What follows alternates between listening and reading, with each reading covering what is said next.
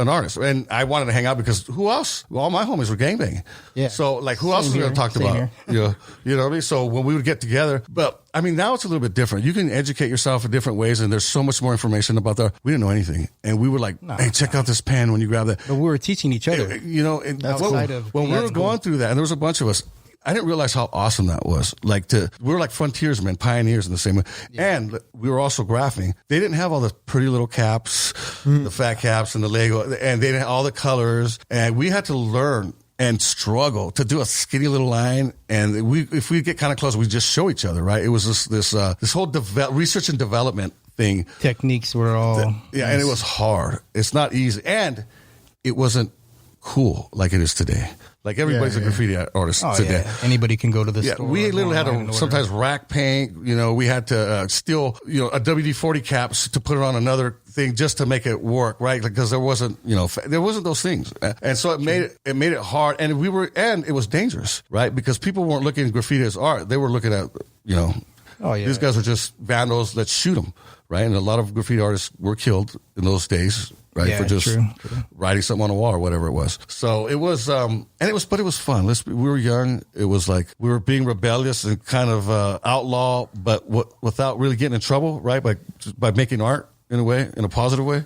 I feel, man, we were getting in trouble, but a lot of us were being more careful because we were able to, basically like train ourselves to, what to look out for, how to go out there and. Take what we want to take and get what we want to get. There was no blueprint. And get up. And there was no blueprint. There was no blueprint. We were building the blueprint. Exactly. How old was young Kaze when the artist was born? Man. The artist. Not you. The artist, like before Kaze, I was probably like about 8 or 9. You were writing at that age? No, I wasn't writing. I was drawing. Okay. And so how did you come up with that name, Kaze? Actually, it's kind of funny. Like I was tagging, but I didn't know I was tagging. I was just writing like these weird little names everywhere, down McLaughlin, in Willow, on a Story in White, downtown San Jose. And there was really no other writers, but I was writing like weird little names like Cosmo and, trying to figure it out. Trying to figure out my name.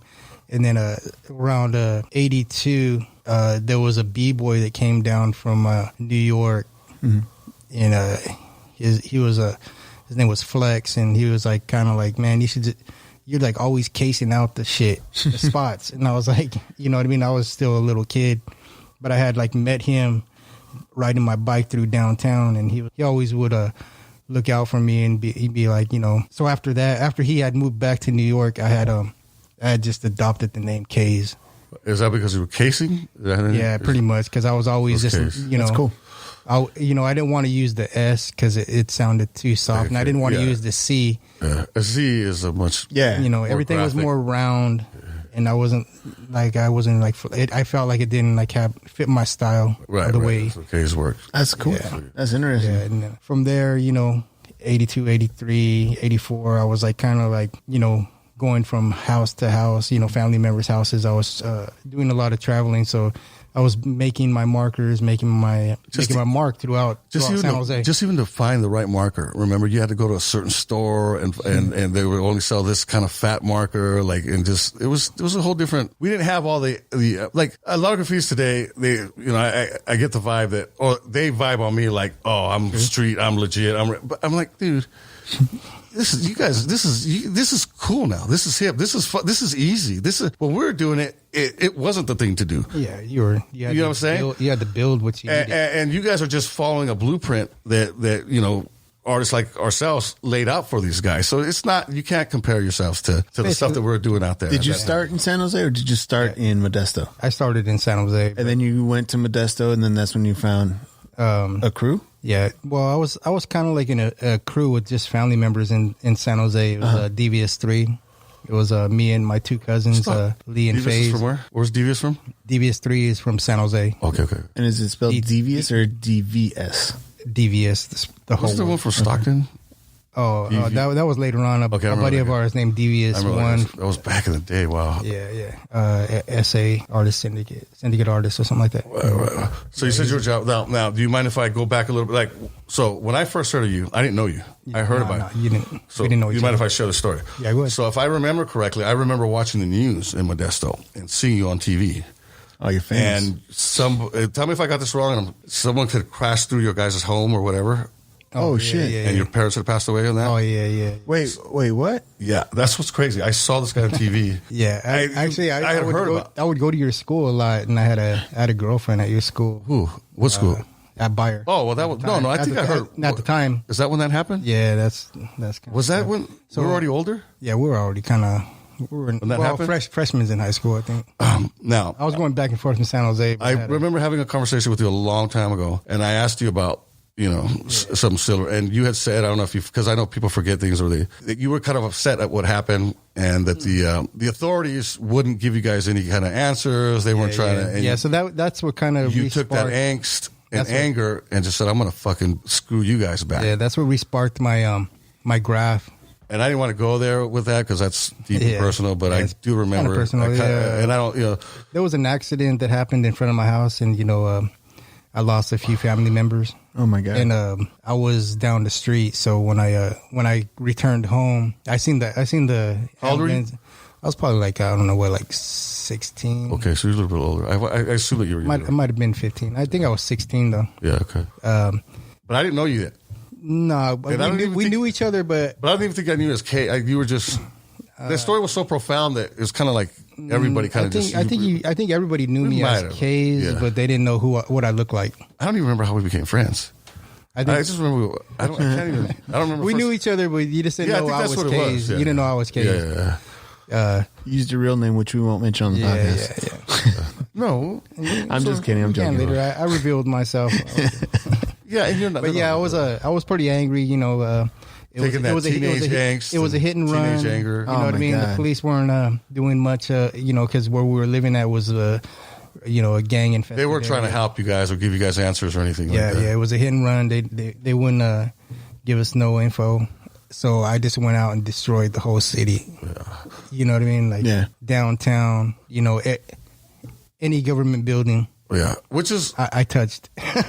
Right, which is I always say with graffiti, like you don't go hit people's cars or homes. You hit stuff that's all public, but hit public places. Don't hit places that don't hit homes, private. You know what I mean? That's just rude. Personal. That's too rude. But yeah, man, so I think the reason I brought that up because I think that's important because you're not just some fucking vandal.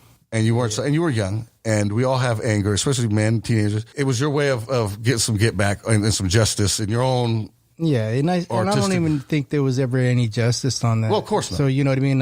So what happened is I ended up getting involved with a crew that I was looking into back when I was in San Jose, which is Lord's crew. And once I got involved with that crew, and I was going through all this other stuff that I was doing out in Modesto, Lord Bazaar, rest in peace. Rest in peace. He, me and him knew each other from back in San Jose. And we ran into each other in Modesto, and he was like, get down with the crew. And I was like, I'll get down, but if I want to be in a gang, I'll be in a gang with my fam. You know what I mean? Yeah. I don't need to be in a tag banging gang. Right. So it took a couple of weeks for him to kind of persuade me to be down with the Legends of Rare Designs. And I told him, with a name like that, we got to be worldwide. Right. And it's not going to come tomorrow. Right. It's not going to come next week. We got to work hard. And there's only three of us. Me, him, and DJ were the only ones. You guys were the first? No, we weren't the first, but we were the only ones that were writing at the time. Okay. That were writing Lords. Right. And there was a few others, but they weren't on the actual roster. We weren't connecting with them. We didn't have internet. We didn't have cell phones. Right. It was harder back in the day. So DJ was in San Jose. Or San Francisco, actually. He was going back and forth to San Jose. Bazaar was going back and forth from Modesto to San Jose, and I was going from Modesto to San Jose. So once we connected, I finally said, all right, you know what, I'm down. But, the objective is to become a worldwide crew, you know what I mean, a world-class crew. Right. We need to figure out how we're going to reach that Yeah. Well, speaking to Bizarre personally, a lot of times, because I know your view is different. Yeah. He said the Lords were homies first. Yeah. Right. You had to be a friend and a homie first. Yeah, More that's important than the graffiti and art, but they would get involved in their own ways, right? But you had a larger vision. Yeah, if I was going to be down, I had a different vision. But can you explain to us a little bit more about Bizarre's impact and importance as far as getting all this kicked off? Him being one of the originals, starting the Legends of Rare Designs is what kind of like... Was that his concept? At the time, I don't think it was. I think it was just trying to get started. Keep the crew alive, keep it going with dope writers. You know what I mean? And we always had dope writers from its first impact on the streets as Legends of Rare Designs in San Jose. There was the first chapter, the first generation, right, was a lot of dope writers, right, and then everybody kind of like moved on, right. And then the second generation was good, a lot of dope writers, but eventually it didn't hold its glue. Right. About the time I got in, when you're young and we were all young. You're just kind of it's you're doing your best to try to keep all these things organized. Yes, and we got our own problems. Yes, and when I got in, like my question to any writer that asked me to get in Lords was always like, what's your agenda? What's your future goals in graffiti? You know what I mean? Are you just trying to just get into the crew and just drop it? Or do you want to move forward? What are you about? And make it a full-time career and go worldwide. Do shows in Europe and do shows in... Right. And your world, like what is happening today. Yeah, so you're worldwide now. The Lord's crew is I'm blown away because I was there how it started. I never would have imagined. And it's amazing to see what it's become. Yeah, and throughout the years, though, I even lost my focus on it. You know what I mean? And I let the guys. We all have life. Yeah, we all have life, and I let the younger guys go ahead and do what they got to do. And Bizarre had actually, it was loosely organized. Yeah, Bizarre had found a guy named Quake out in the city. Right. Mm-hmm. Him and DJ, and they recruited him, and he did a very well, a good job with helping get to the next level of where me and Bizarre were talking about, this needs to be more of a worldwide crew. Mm-hmm. And he helped out perfectly, right. And bringing that to life, you know what I mean? Right.